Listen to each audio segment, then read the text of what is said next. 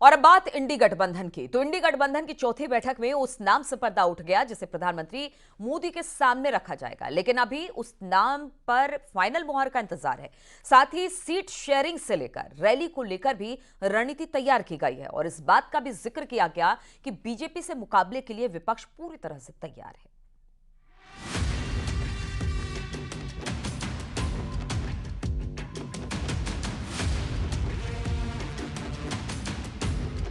मोदी से मुकाबले के लिए 28 विपक्षी दल एक छत के नीचे आ गए। कई घंटों तक बैठक चली। सीट शेयरिंग से लेकर चुनावी रैली तक पर बात हुई और उस नाम का भी जिक्र हुआ जिसे नरेंद्र मोदी के सामने रखा जाएगा।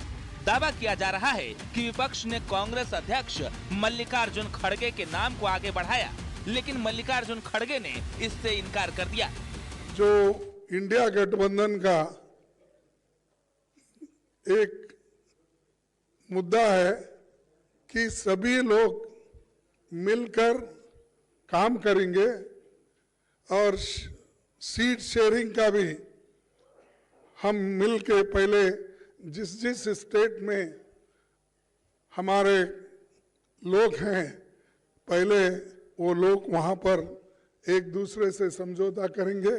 दावा था कि इस बार की बैठक में सीटों पर फंसे पेच को सुलझा लिया जाएगा, लेकिन कई प्रदेश में क्षेत्रीय दलों की पकड़ के सामने कांग्रेस की अकड़ ढीली पड़ने लगी और इस मीटिंग में भी सीट शेयरिंग फॉर्मूले पर फाइनल फैसला नहीं आया, क्योंकि उत्तर प्रदेश में सपा 65 सीट पर लड़ना चाहती है।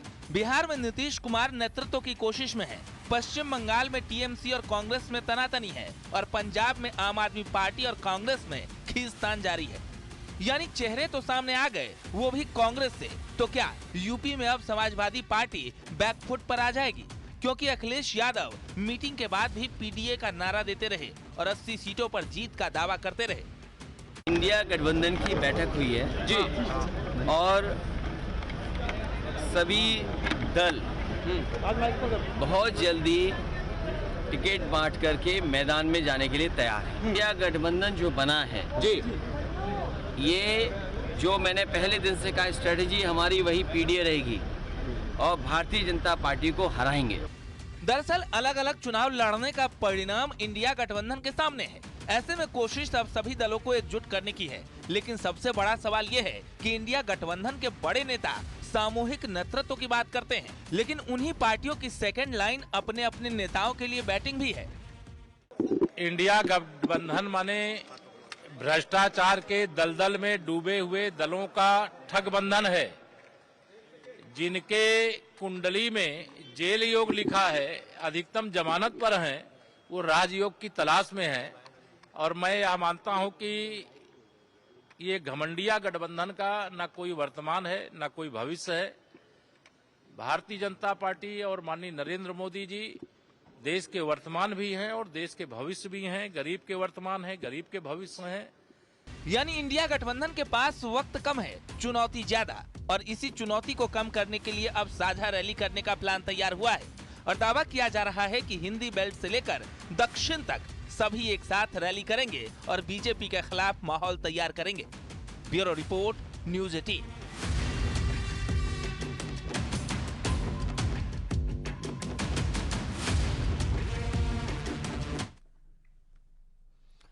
और शीतकालीन सत्र के आखिरी दिन विपक्ष के हंगामे पर रिकॉर्ड तोड़ निलंबन हुआ है, जिसके बाद संसद के बाहर से तो तस्वीर सामने आई है वो किसी को भी परेशान करने के लिए काफी है, क्योंकि टीएमसी सांसद कल्याण बनर्जी राज्यसभा चेयरमैन की मिमिक्री कर रहे थे और कांग्रेस सांसद राहुल गांधी उनका वीडियो बना रहे थे, जिस पर जगदीप धनखड़ ने आपत्ति जताई तो प्रधानमंत्री मोदी ने भी विपक्ष की हरकत पर निशाना साधा।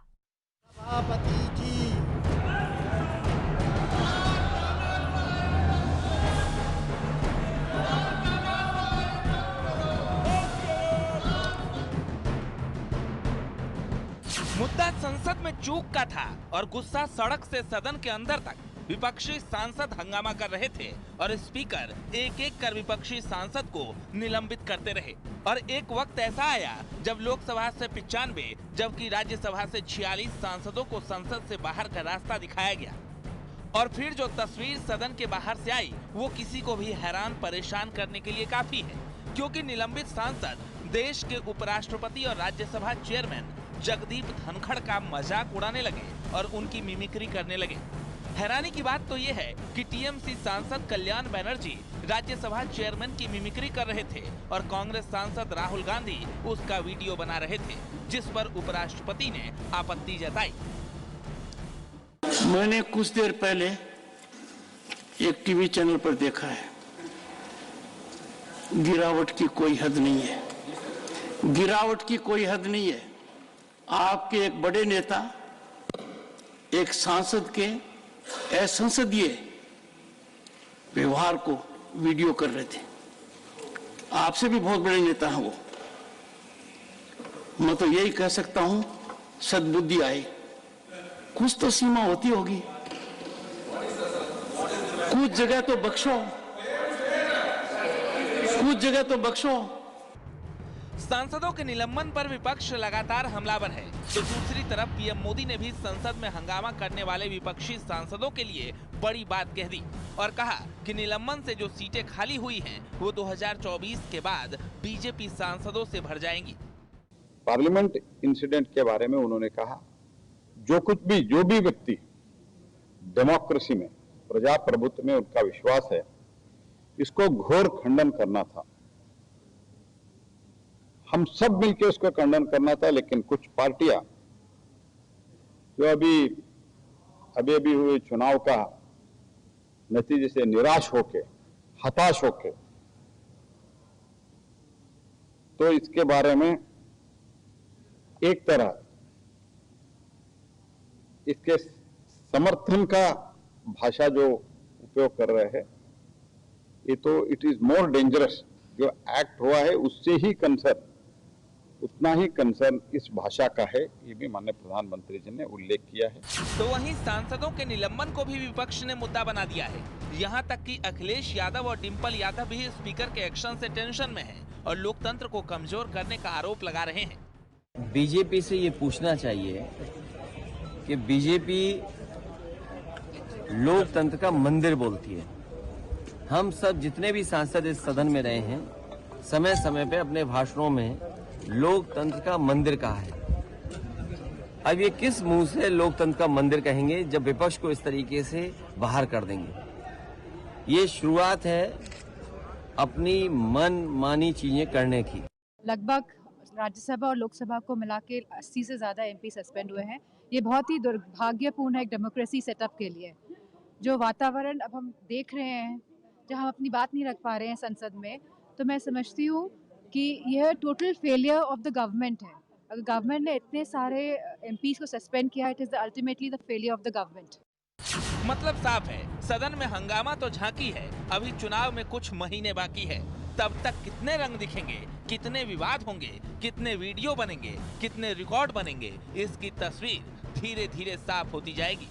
Bureau report, news 18। सभापति जी